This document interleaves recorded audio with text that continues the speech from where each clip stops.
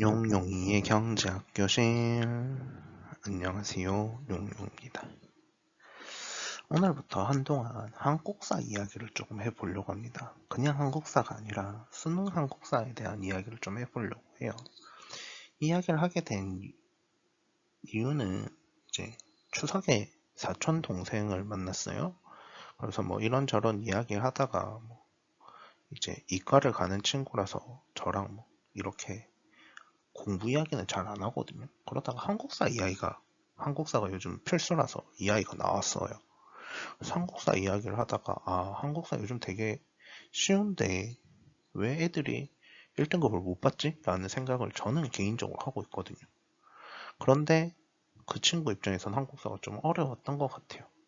그래서 그 친구를 위해서 혹은 이제 그 친구와 비슷한 친구들을 위해서 내가 영상을 하나 만들어두면 좋지 않을까? 라는 생각을 해봤습니다. 그래서 이제 이런 시간을 좀 만들게 됐고요. 경제학 교실이긴 하지만 제가 이제 경제학을 전공하고 있기 때문에 제가 주로 경제 이야기를 했지만 좀 다양한 이야기를 하고 싶다라는 생각을 하고 있고요. 또 아무래도 교육에 관심이 있다 보니까 수능에 관심을 가질 수밖에 없다라고 생각을 하고 있고요. 또 때마침 곧 있으면 수능이잖아요. 수능이 얼마 남지 않았기 때문에 수능과 관련된 컨텐츠를 하고 싶다라는 생각을 했었어요. 그래서 작년에는 제가 수능 경제 이야기를 조금 했었던 것 같아요. 그래서 대학을 가는 것이 좋으냐 안 좋으냐 혹은 그런 이야기도 했었고, 또 수능이 끝나고 나서 문제풀이를 하면서 중학생 수준으로 얼만큼 풀 수 있는지, 고등학교 1학년 수준으로 얼마나 풀 수 있는지 그런 이야기를 했던 것 같습니다. 근데 이번에는 수능 한국사 1등급을 받기 위해서 어떤 내용들을 알아야 되는가 라는 고민을 개인적으로 하게 됐고요. 그래서 제가 이제 최근 5개년도 문제를 풀어봤었습니다. 그래서 5개년도 문제를 풀었을 때 제 입장에서는 그렇게 어렵지 않다라는 생각을 하게 됐고요. 그래서 이제 이런 시간을 조금 마련해 봤습니다. 모르시는 분들을 위해서 간단하게 이야기해드리면 수능에서 한국사는 이제 필수 과목이 됐고요. 예전에는 한국사가 국사와 근현대사로 나뉘어져 있었는데 그게 통합이 됐습니다. 그리고 이게 필수 과목이 되면서 대신에 상대평가가 아니라 절대평가가 되었어요.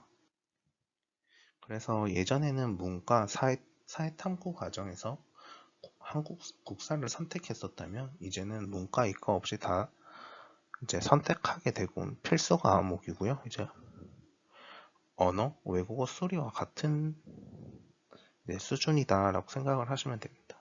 대신에 이게 이제 절대평가로 바뀌면서 이제 40점, 50점 만점에 20문제에 50점 만점에 40점이면 1등급이고요. 거기서부터 5점씩 내려가면서 등급이 하나씩 내려가게 되는 경우가 되게 됩니다.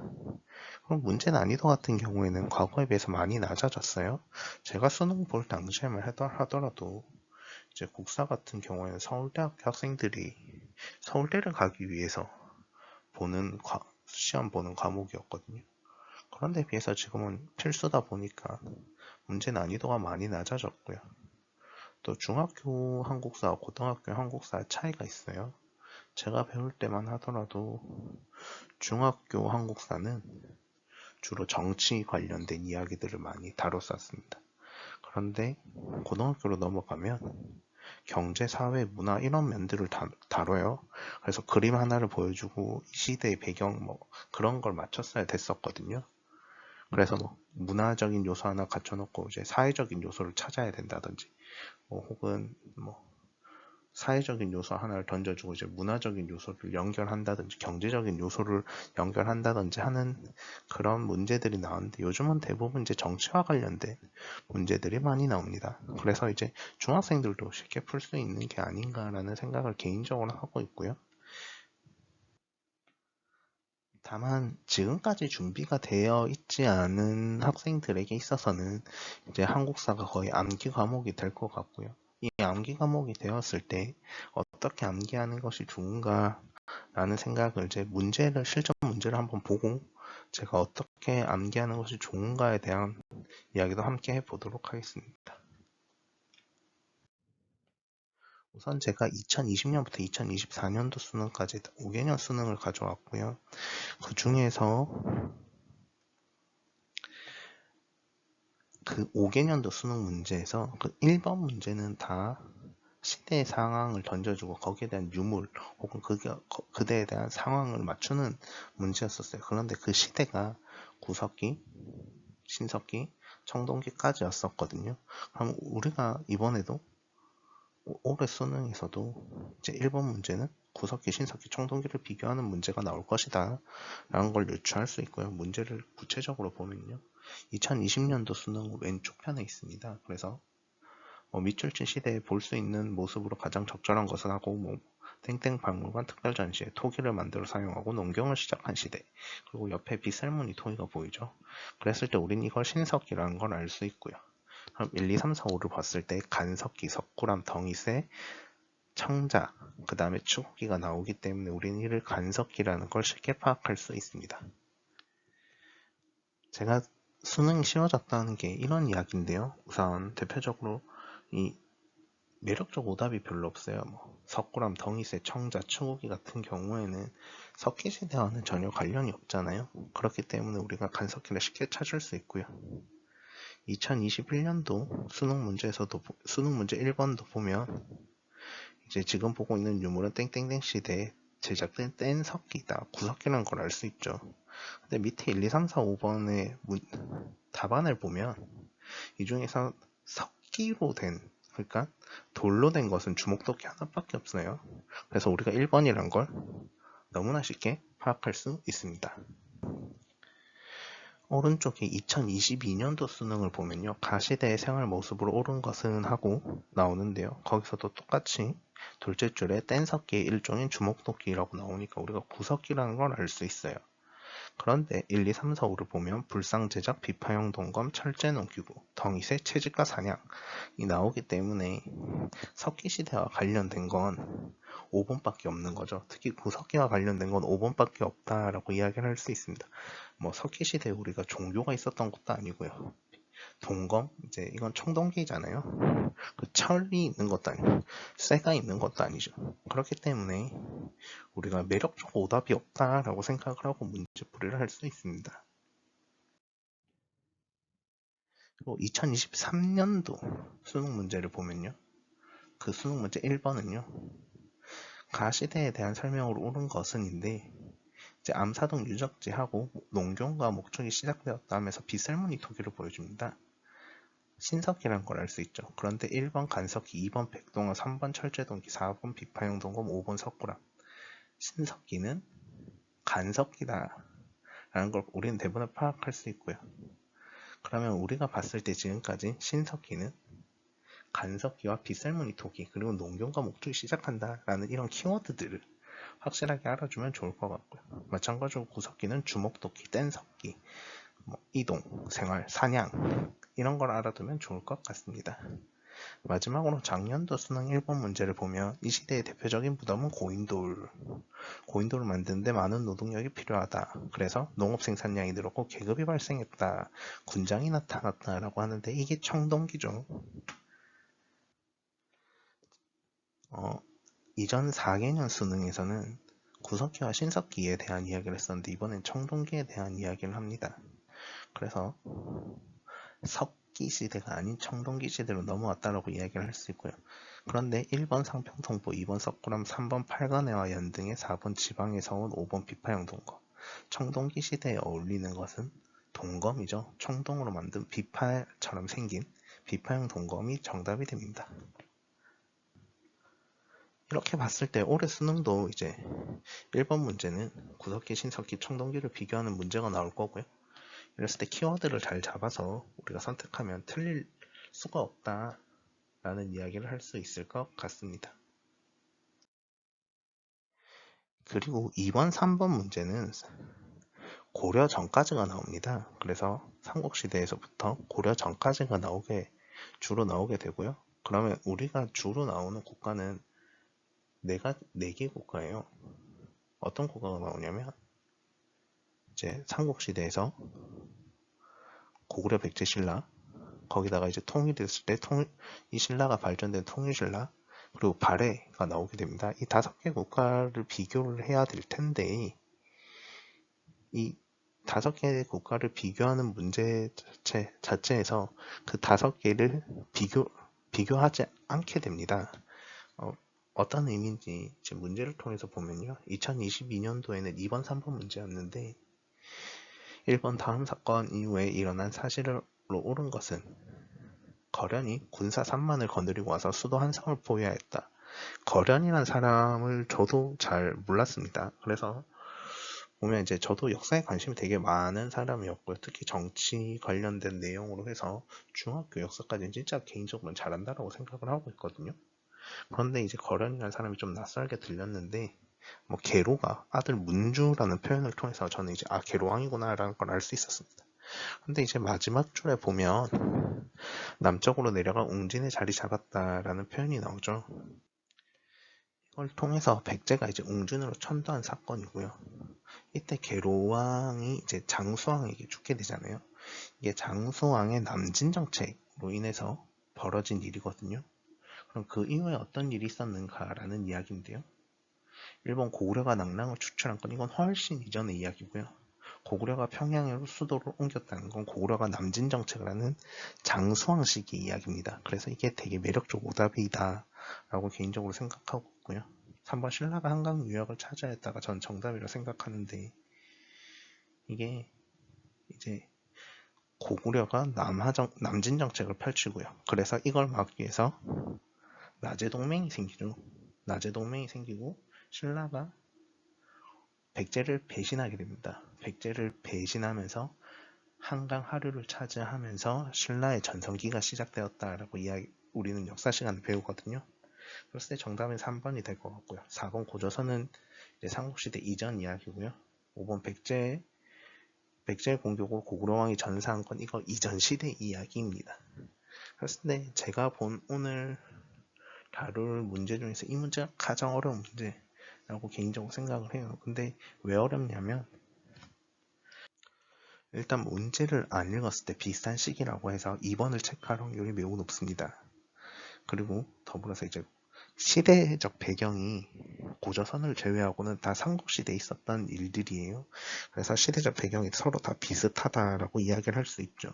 그렇기 때문에 이제 선택하는 것이 조금 어려울 수 있다라고 생각을 하는데 최근 수능에는 이렇게 비슷한 보기를 주지 않고 있습니다.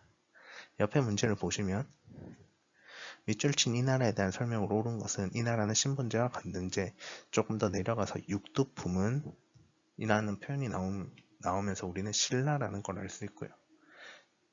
이때 이제 보기를 봤을 때 지방의 사립교육기관인 서원은 이제 고려 후기에서 조선 시대에 나오죠. 주자감 이거는 발해 거고요. 국학, 도서 상품과 이거는 신라 거고요. 사학 시비도 이거 고려 거고요. 최고 교육기관 성균관 이거는 조선 거잖아요. 그런데 이 문제가 제가 생각하는 두 번째로 어려운 문제입니다. 왜냐하면 그나마 양반이에요. 이게 왜냐하면 그 이유는 이제 교육기관끼리 서로를 비교한 거잖아요. 우리가 교육기관에 대해서 알고 있고 그 교육기관에 따라서 이제 그 교육기관의 나라를 시기를 맞춰야 되고 그 나라의 특징을 알아야 된다라는 것을 우리는 파악할 수 있죠. 그래서 이제 이 문제가 개인적으로 되게 어렵다. 이 두 문제가 되게 어려운 문제에 속한다라는 생각을 하고 있고 하지만 이 두 문제가 어렵다 하더라도 우리가 문제를 똑바로 읽었다면 문제를 충분히 풀이할 수는 있다라고 생각을 합니다. 2021년도 수능 두 문제 2번, 3번을 보면요. 가의 배경으로 적절한 것은 했을 때 한성에서 웅진으로 옮기는 이건 백제 이야기죠. 그런데 1번 묘청의 천도, 2번 장수왕의 남진정책, 3번 흑지상치 부흥운동, 4번 이성계의 위화도 회군, 5번 을지문덕의 살수대첩. 했을 때 이 배경은 한성에서 웅진으로 옮긴 배경은 장수왕의 남진정책이고요. 그나마 백제의 이야기가 흑지상치의 백제 부흥운동이 있을 것 같고요. 비슷한 이것 조금 넘어서 시기에 이제 을지문덕의 살수대첩이 삼국시대에 그나마 있었고요. 묘청의 서경천도 운동은 고려, 위화도해고는 고려 말에서 조선으로 넘어가는 시기잖아요. 고려 말이잖아요. 그랬을 때 매력적 오답이 잘 없다라고 이야기를 할 수 있습니다. 2021년도 3번 문제를 보면요. 이 나라는 오경과 15부, 그 다음 해동 성국이라 불렸다 라는 걸 통해서 우리는 발해라는 걸 알 수 있고요. 그때 별무반 대가야 삼성육부 훈련도가 구서당 10점이 나옵니다. 이랬을 때 발해는 삼성육부제를 선택했고요. 이건 당나라에서 가져온 거라서 삼성육부제를 하고요. 그리고 이제 고려가 이성육부제를 할 거예요. 근데 발해와 비교를 많이 하는 나라가 통일신라거든요.